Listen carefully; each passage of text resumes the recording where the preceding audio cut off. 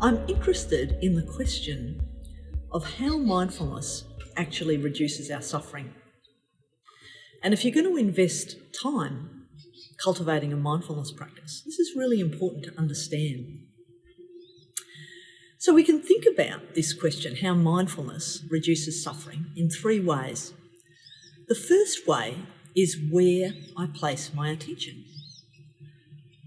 The second way is through how I place my attention, the kind of qualities I bring to that attending.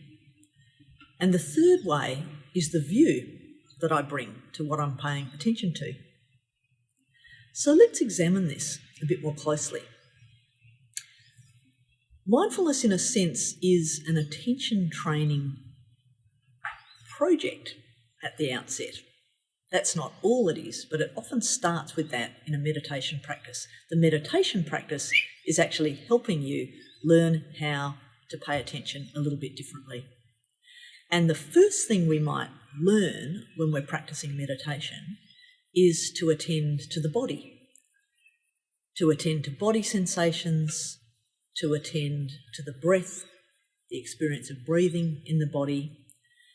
And as soon as we attempt to do this, which is a training in where I'm going to place my attention, what we notice is that the mind moves automatically to lots of kind of thinking that isn't at all aware of the body sensations or the experience of breathing. So we start to really initially get to know our own minds. We get to know what we're preoccupied with. And we get to know the difference between conceptualising, like those flow of thoughts that are always rehashing the past, and rehearsing the future.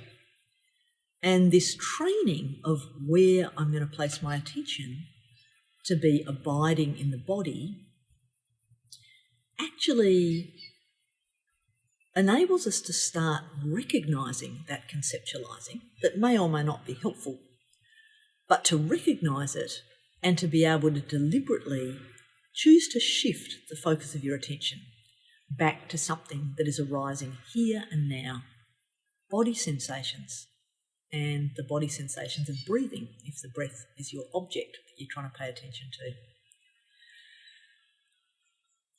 So when we become more skilled at this, we find some things out. To deliberately shift attention from a preoccupying worry, for example, or a feeling of anger or irritation, which is kind of fuelled by ruminating, fuelled by thoughts, thinking about that stuff, rehashing, rehearsing. When we habitually and deliberately bring our attention to rest in the body, the breath, it's immediately regulating for the nervous system. That means regulating the nervous system means it helps us shift state. So we shift out of the fight response or the flight response into a more calm, regulated, kind of spacious experience of well-being. Interesting. And this can happen quite quickly. So let's explore an example. Say a colleague rings you at 8:30 at night and they're kind of beavering on about some problem that happened in the day and kind of accusing you of something, doing something wrong, and it's really irritating. It's irritating because they shouldn't be ringing you at night. Their tone is really accusatory and blaming, and you just don't want to have to deal with this. It feels unprofessional and intrusive. So you manage the phone call, you put down the phone. So you've done something to protect your space and time, set limits with this person, and then for the rest of the evening and when you go to bed, what happens? You are rehashing that phone call. And then you're rehashing the last week at work, 2 weeks at work, who this, annoying person, how they were actually behaving. And you're starting to put together some scenarios. And you're also starting to rehearse tomorrow. What's going to happen, how you're going to address it with him, you're getting plans up for when he says this or when he says that. So you're starting to rehearse a monologue or a dialogue This is natural for humans. This is what our thinking is for. It's for looking after ourselves. It's to make predictions. However, at 9:30 at night, when you're trying to get a good night's sleep before you go into the workplace tomorrow, do you really want to be doing that? It can be extremely difficult to if we just stay in that world of conceptualising about this stuff, in the rehearsing and rehashing, to get a good night's sleep, for example. Alongside all these thoughts, we're going to be having emotions of irritation, maybe even stronger, anger, outrage, contempt may arise. So these hot emotions, there might even be some fear of the havoc that's going to be caused tomorrow if this person continues on this line of attack. So what to do? So one thing that this first way of how mindfulness transforms our suffering is really helpful in these immediate moments. So you might, instead of letting your attention be hijacked by all those seemingly very important rehashings and rehearsings that are going on, you actually invite that good mind of yours to come back to this moment by attending to how your body feels. So if you do that in a general sense, you'll be actually feeling the emotions of a bit of fear, irritation, anger, maybe contempt. And you'll be able to feel that in your face, your eyes, your jaw, certainly in your gullet, your chest, your belly, maybe in your arms and legs. And this deliberate shift of placing your attention with the body, and maybe you then bring your attention to your breathing, which is going to be a little agitated probably, and just resting your attention there. And this is not necessarily an easy thing to do because the mind is going to want to hop to all that rehashing and rehearsing again and again and again. So the idea is let it go there and then reel it back in. Come back to this moment, this body, this breath. And if you can become a little bit skilled at that, what you notice is that the body starts calming. And when the body starts calming, you start feeling back in your own environment, this room, this home, this time of night, that rehashing and rehearsing can kind of relax and settle back down. And you can actually be here now, enjoying your evening, enjoying getting ready for bed, able to feel and notice those lovely sheets, that you're safe here, that this is a time and space to relax and let down. The other way that you might invite attention to the body is not just feeling the sensations of the body sitting here or breathing, but also taking in the present moment. What do I mean by that? We can only sense the present moment through our sensory apparatus. So, which is what we're activating, what we're inviting in when we open up to how our body feels in the moment, the posture, how we're sitting, the breath moving in and out of the body.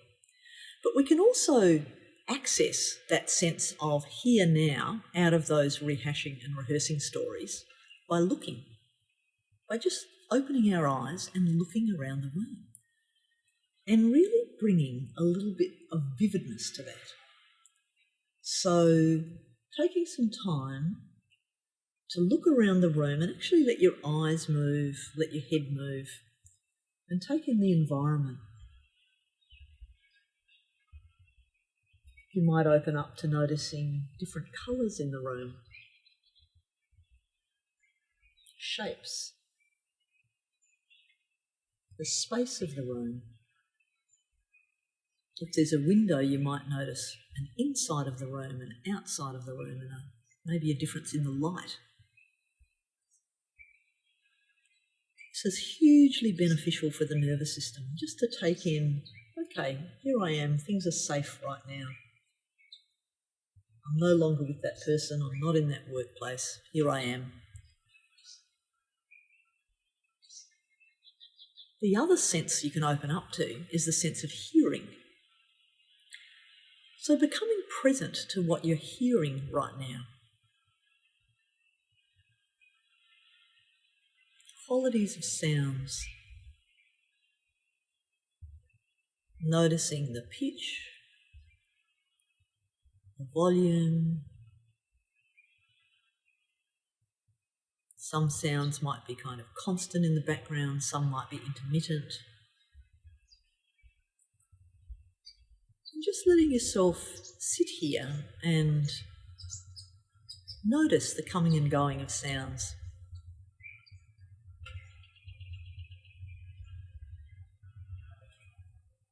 Noticing what's happening in your nervous system as you do this. You can also open up to the other senses of taste and smell, maybe more subtle in this moment, because you're probably not eating or drinking. But just tuning in there to the space in your body where we can know tasting and smelling.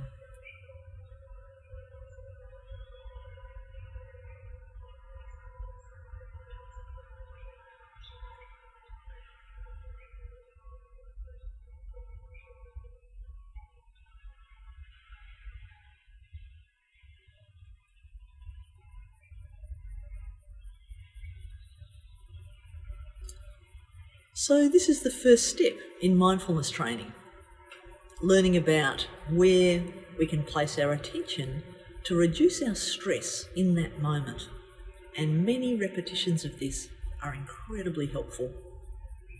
Even in that meeting that might be happening the next day, you may deliberately in that meeting take up this authority you have about where you place your attention in the moment. See what happens.